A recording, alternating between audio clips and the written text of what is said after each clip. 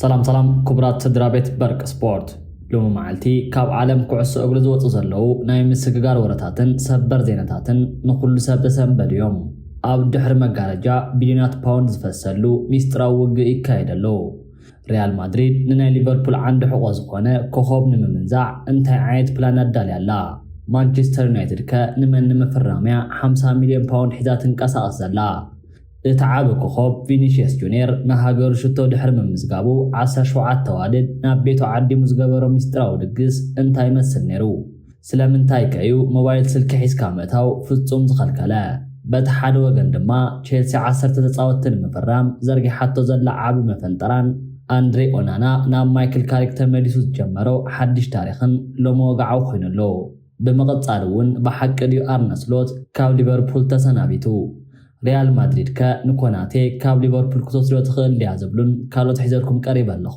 ሰናይ ምክትታል ቅድሚ ናብቲ ዝርዝር ምእታውና ግና ነዚ ቪድዮ ላይክ ብምግባር ነዚ ቻናል ድማ ሰብስክራይብ ብምግባር ናይ ስፖርት ስድራ ቤትና ሁኑ ሕጂ ቀጥታ ናብቲ መደብ ክወስደኩም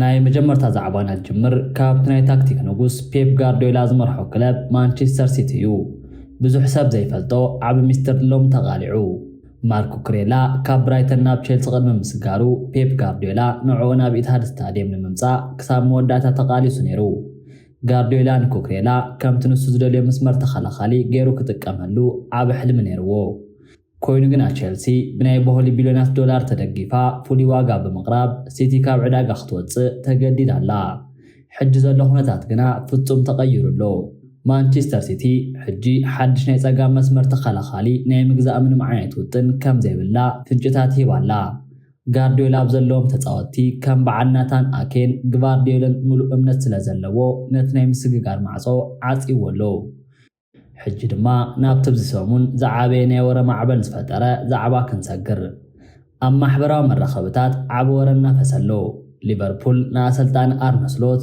ኮንትራቱ ከይወድአ ኣሰናቢታቶ 8 ሚልዮን ዩሮ እውን ናይ ካሕሳ ክፍሊት ክትከፍል እያ ዝብል እቲ ወረ እዚ ዜና እዚ ንናይ ሊቨርፑል ደገፍቲ ዓብ ዝንጋፀ ፈጢሩ እዩ እቲ ሓቂ ግና እዚ ወረ እዚ ንጋንታ ሊቨርፑል ንምዝራግን ወጥሪ ንምፍጣርን ብናይ ሓሶት ምንጭታት ተዘርግሐ እዩ ስሎት ገና ብዝፋኑ እዩ ዘሎ ዩናይትድ ንመጻኢ ዝኾኑ ንኣሽቱ ጀጋኑ ንምእካብ ዓብ መፈንጠራ ዘርጊሓላ ቀዳማ ዒላምኦም እቲ ናይ 16 ዓመት ናይ ማንቸስተር ሲቲ ናይ ማእከል ዓንዲ ዝኾነ ዴቪድ ኢዜ እዩ ዩናይትድ ነዚ ንእሽቶ ኮኸብ ካብ ታሕቲ ኢድ ፔፕ ጋርዲዮላ መንዚዓ ክትወስዶ ብምስጢር ትንቀሳቐሳላ እቲ ሓደ ወገን ድማ ዩናይትድ ንናይ ኒውካስትል የማናይ መስመር ተኸላኻላይ ሉዊስ ሆል ናይ ምፍራም ዓብ ድሌት ኣለዋ ኮይኑ ግና ኒውካስትል ተንኮለኛ ጋንታ እያ ነዚ ተጻዋታይ እዚ ብቐሊሉ ንዩናይትድ ሕሊፋ ክትህብ ፈቓደኛ ኣይኮነትን ንሳቶም ንሉዊስ ሆል ንምልቃቕ እንተወሓደ 50 ሚልዮን ፓውንድ ይሓቱ ኣለዉ እዚ ኩናት እዚ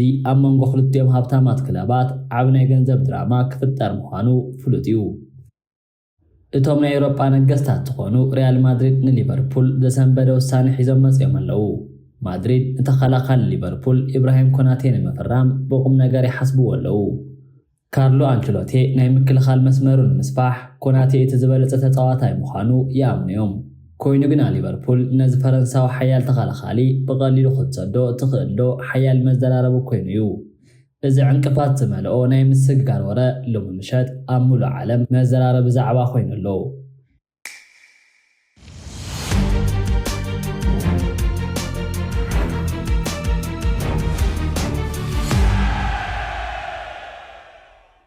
ቪኒሲየስ ንሃገሩ ተጻወቶ ናይ ዕርክነት ጸዋታ ዘደነቕ ሽቶ ድሕሪ ምምዝጋቡ እቲ ጽምብል ኣብ ስታድየም ጥራይ ነበረን ዓብ ድራማ ናብ ቤቱ ተሰጋጊሩ እቲ ወግዓዊ ሓበሬታ ከም ዝሕብሮ ቪኒሲየስ እቲ ዓወት ንምጽምባል 17 ተዋልድ ናብ ቤቱ ዓዲሙ ነይሩ እቲ ዝዓበየ ሚስጥር ግና ንሱ ይኮነን ኣብቲ ድግስ ዝተረኸባ ኣዋልድ ምንም ዓይነት ሞባይል ሒዘን ከይኣትዋ ጽኑዕ ትእዛዝ ተዋሂብዎን ነይሩ ምእንትቲ ኣብ ውሽጢ ዝግበር ዘሎ ድግስ ሚስጥራዊ ጸወታታትን ስእልታትን ናይ ማሕበራዊ መራኸብታት ከይበጽሕ ሚስጥር ብጥንቃቐ ክሕሎን ስለ ዝደለየ እዩ እዚ ታሪኽ እዚ ሎሚ ምሸት ናይ ሙሉእ ዓለም መዘራረቢ ዛዕባ ኮይኑሎ ናብቲ ናይ ለንደን ክለብ ቼልሲ ክንሰግር ቸልሲ ኣብዚ ዝመጽእ ዘሎ ናይ ክረምቲ ምስግጋር ዕዳጋ ንኹሉ ሰብ ዝሰንብድ ዓቢ ውጥን ሒዛ ተላዒላ ኣላ። ንሳቶም ጋንትኦም ሙሉእ ንሙሉእ ንምሕዳስ 11 ተጻወትቲ ንምፍራም ዕላማ ገይሮም ኣለዉ። ካብቶም ቸልሲ ሒዛቶም ዘላ ዓበይቲ ዕላማታት ውሽጢ ድማ ክልተ ዓበይቲ ሰማት ተረኺቦም ኣለዉ። እቲ ቀዳማይ ናይ ሊቨርፑል ሓያል ዓንዲ ሕቖ ዝኾነ ተኸላኻሊ ኢብራሂም ኮናቴ እዩ።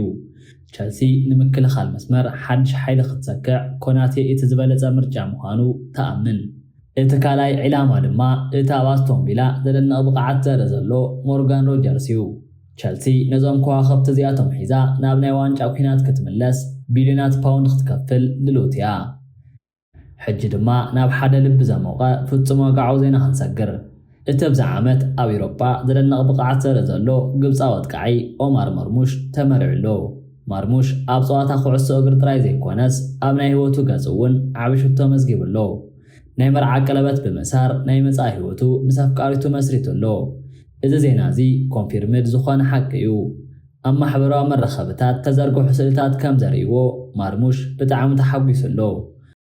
ፋቢያን ሻር ንኒውካስትል ዩናይትድ ተጻዋታይ ጥራይ ኣይኮነን፣ ናይታ ጋንታ ናይ ልብን መንፈስን ምልክት እዩ። እታ ክለብ ኣብ ትሕቲ ጸልማት እዋን ዝነበረትሉ ግዜ ጀሚሩ ክሳብ ሕጂ ዘላቶ ናይ ሃብትን ዓወትን ዘመን ሻር ንመስመር ምክልኻል ኒውካስትል ብእምነት ክመርሖ ጸኒሑ እዩ። ብዙሓት ተንተንቲ ኩዕሶ እግሪ ኣብዚ ሓድሽ ዘመን ኒውካስትል ሓደስትን ንኣሽቱን ተኸላኸልቲ ክትገዝእ እያ። ሻር ድማ ቦትኡ ክሰርር ኢሎም ተንብዮም ነይሮም። ኮይኑ ግና ሻር ብናይ ሜዳ ውሽጢ በሊሕ ታክቲክ ንኣየር ኩዕሶ ብቕዓትን ብፍላይ ድማ ካብ ርሑቕ ዝመጽእ ሃይብሪድ ዘደንቑ ሽቶታት ንኹሉ ተቃዋሚ ዘይሕለል ሓፂን ኮይኑ መኪትዎ እዩ። ዕድሚኡ ንምክልኻል ክእለቱ ከም ዘይቀነሶ ኣብ ፕሪምየር ሊግ ብተግባር ኣመስኪሩ እዩ። እቲ ኩሉ ሰብ ይጽበዮ ዝነበረ ውሳነ ሎሚ ወግዓዊ ኮይኑ ኣሎ። ፋቢያን ሻር ምስ ኒውካስትል ዩናይትድ ዘለዎ ኮንትራት ንተወሳኺ 1 ዓመት ዘንውሕ ሓድሽ ውዕል ፈሪሙ ኣሎ። እዚ ማለት እዚ ጀግና ተኸላኻሊ ክሳብ ሰነ 2027 ኣብ ቅዱስ ጄምስ ፓርክ ክጸንሕ እዩ። እዚ ውሳነ እዚ ኣብ ውሽጢ ጋንታ ዓቢ ርግኣት ፈጢሩ እዩ። ኤዲሃው ንመጻኢ ዓመት ናይ ሻምፒየንስ ሊግ ቦታ ንምሓዝ ንዝገብሮ ዘሎ ፕላን ናይ ሻር ተመክሮን መሪሕነትን ፍጹም ክስኣን ከም ዘይብሉ ንቦርድ ናይታ ክለብ ኣሚንዎም እዩ። ሻር እውን ነቲ ስምምዕ ብሓጎስ ተቐቢልዎ። ንሱ ኒውካስትል ቤተያ ንዞም ፍሉያት ደገፍቲ ክጻወት ምኽኣለ ድማ ኩርዓት እዩ ክብል ስምዒቱ ገሊጹ ኣሎ።